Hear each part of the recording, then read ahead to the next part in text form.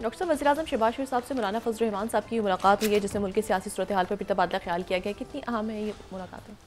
मुलाकातें हो रही हैं, मुख्तलिफ इत्तेहाद वगैरह बनने की कोशिश हो रही है, लेकिन मुझे उसमें कोई इत्तेहाद ये पॉलिटिकल पार्टीज़ ही जो हैं, ये पॉलिटिकल सेटअप जो है, जी। जो मैं ये मेरा प्रिंसिपल स्टांस है कई सालों से, दहाइयों से, कि ये 1985 का सिस्टम या 1973 का पॉलिटिकल सिस्टम या जो भी है, ये कोलैप्स हो चुका है। जी। अब मुल्क को आगे चलाने के लिए एक नए रूल ऑफ द गेम्स कह दें उसको, या नए सिस्टम की, या नए, वो ऑलरेडी गिर चुका है, उसमें है नहीं, मुल्क में आगे जा रहा है। और ये एक सिस्टम में लोग फंसे हुए हैं कि जी MNA सेनेट फलाना, ठीक है, ये अच्छा, ठीक है, होना चाहिए, लेकिन उसको वो कोई डिलीवर नहीं कर पा रहा ना मुल्क के लिए कुछ, इसका कोई, इस पूरे सिस्टम का, जहाँ इलेक्टेबल्स और इलेक्शन और फिर उसके बाद इल्ज़ाम दर इल्ज़ाम, तो कभी, और फिर कोई इधर से इधर, कोई इधर। मैं बहुत दफ़ा एक अपना नुक्ता नज़र बयान कर चुका हूँ, तो मैं इसलिए अपने खुद को इस लाहासिल बहस से अपने को दूर रखता हूँ। मुझे इस सिस्टम में बिल्कुल जो है वो ये बर्बाद, तबाह हो चुका है सिस्टम, और ये इस मुल्क में जो भी नुकसान हुआ है उसका ये सिस्टम जो कि कई सालों से चल रहा है, कई दहाइयों से चल रहा है, वो जिम्मेदार है। अच्छा, और इस सिस्टम का चेंज होना, इसका जाना, और एक अकाउंटेबिलिटी होना ज़रूरी है। अच्छा, मैं आगे जो दूसरी बात है वो है गज़ा का कत्लेआम। अच्छा, अब उसमें जो है वो ये है कि इस्ती वित्कोफ जो है, उन्होंने आज वो ये सरदिनिया का जो इलाका है, बड़ा खूबसूरत जजीरा है, ये सिसिली के बाद दूसरा जजीरा मेडिटेरियन के अंदर, ये इटली का सरदिनिया, तो वहाँ पर जो है वो उनकी मुलाकात हो रही है। वहाँ पे कतर के हुकाम भी मौजूद हैं और इसराइल के रॉन तैमर भी शायद मौजूद है, तो अलग अलग उनसे मुलाकात हो रही है और उसको फाइनलाइज किया जा रहा है। पहले ही बात हो रही थी कि जी वो, अच्छा, बिल्कुल हमास जो है उसकी तरफ से, और मैं आपको बताऊं, ये सारे मुतालबात हमास के नहीं हैं, ये ज़हन में रखें। इन हमास को तो आगे है ना, लेकिन ये अरब ममालिक भी हमास, मिसाल के तौर पर फिलाडेल्फी कॉरिडोर, इजिप्ट का इशू है कि वहाँ से फ़ौज हटे, तो इजिप्ट हमास बात कर रही है। तो कई मुल्क जो हैं वो हमास को इस वक्त मुकम्मल तौर पे वो हमास उनके बिहाफ पे भी बात करी और अपने बिहाफ। अब ये है कि यहाँ पे मामला अटक गया है कि एक तो कैदियों के ऊपर, कुछ नामों के ऊपर, जिसमें मरवान बरगूती वो कहते हैं बाद में करेंगे, ये कहते हैं पहले करें। दूसरा ये है कि वो इन्होंने आज ये बात की कि थोड़ा सा आप हिस्सा रखें उसका, गज़ा ह्यूमैनिटेरियन फाउंडेशन का हमने कॉन्ट्रैक्ट वगैरह साइन किया, हमास ने उसको ज़ीरो कर दिया कि सवाल ही पैदा नहीं होता।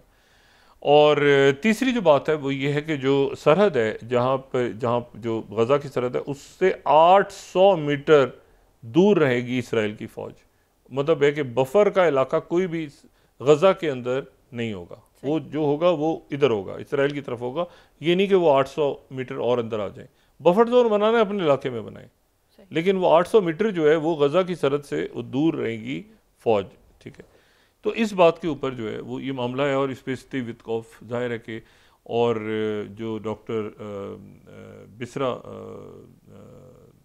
जो बैबा हैं, जो कि मैंने पहले भी बात की थी, अमेरिकन पैलेस्टीनियन दोस्त हैं, प्रेसिडेंट ट्रंप के दरमियान में आ गए वो भी इस वक्त, और ये ख़त्म इसको करना ही करना है, क्योंकि लोग भूख से फाकों से मर रहे हैं, और वो तादाद और मज़ीद फिगर्स और बढ़ गई हैं, लेकिन वो फिगर जो है वो एक्यूरेट सामने नहीं आ रही, लेकिन वो कई सौ के करीब अब लोगों की जानों से जाने की तलाश आ रही है, भूख से वो मतलब मर रहे हैं बच्चे। तो ये इतना शदीद इस वक्त दबाव है कि इसराइल इसको, अच्छा, अब लेकिन इशू ये है कि ये तो हुआ सो हुआ, उधर ज़ेलेंस्की के साथ जो हो रहा है वो हो रहा है, यानी अमेरिकन भी नहीं बात कर रहे, अब वो बरतानिया भी नहीं, यूरोप भी नहीं, वो अपना सारा सिलसिला कर रहे हैं। जो उनके भी अभी तक डील नहीं साइन हो रही, अभी तक EU और अमेरिका की डील साइन नहीं हुई बहुत से, यानी ये भी जो ट्रेड डील है वो भी साइन नहीं हुई।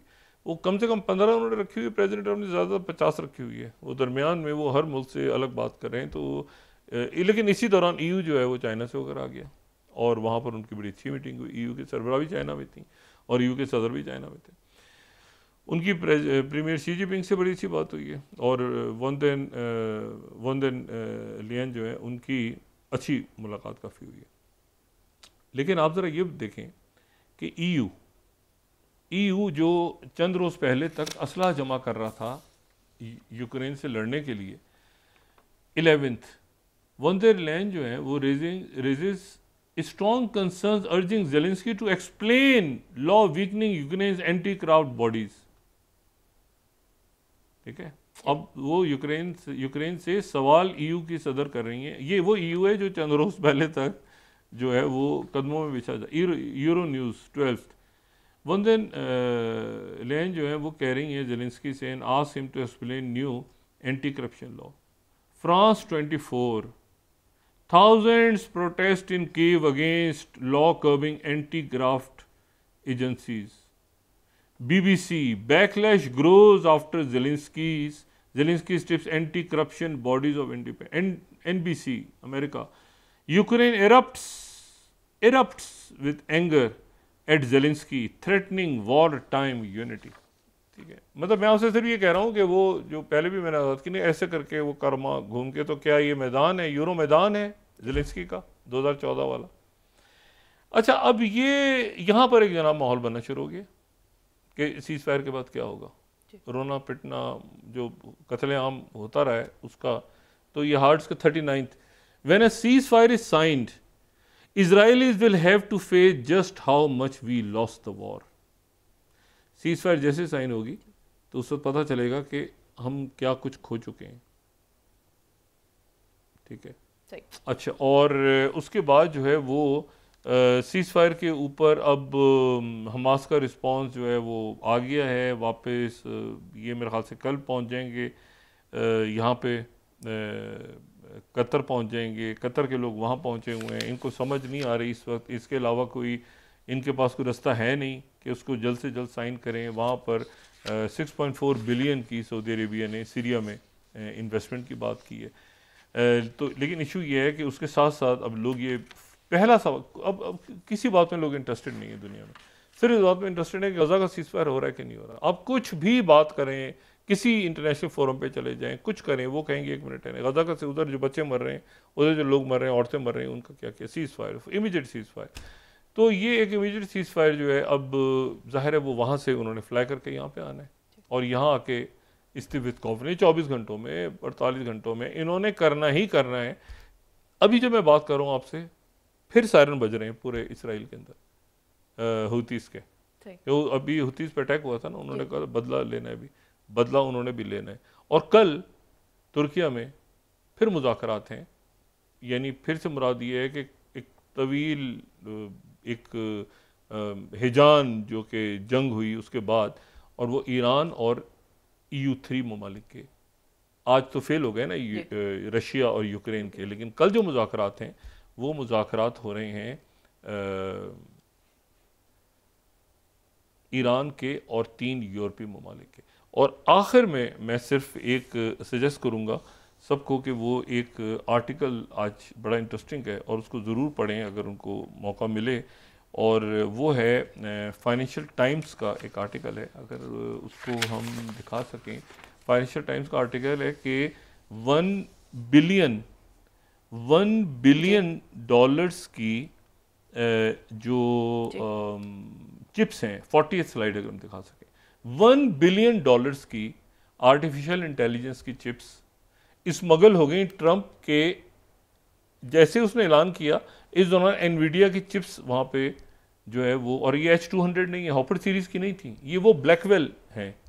ये जो ब्लैकवेल जो कि मोस्ट एडवांस, वो जिनको वो जो इस वक्त तक मोस्ट एडवांस जिनके बारे में कहते हैं, हॉपर सीरीज़ नहीं है, ये ब्लैकवेल सीरीज़। ब्लैकवेल भी एक साहब थे, हॉपर भी एक साहब थे, उनके मुख्तलिफ लोगों के नामों पे ये रखा हुआ है। तो ब्लैकवेल सीरीज़ जिसको वो कहते हैं मोस्ट एडवांस्ड है, और इसकी मौजूदगी में तो फिर किसी चीज़ की ज़रूरत नहीं है आपको, और ये जनरेटिव आर्टिफिशियल इंटेलिजेंस में इस्तेमाल होती है।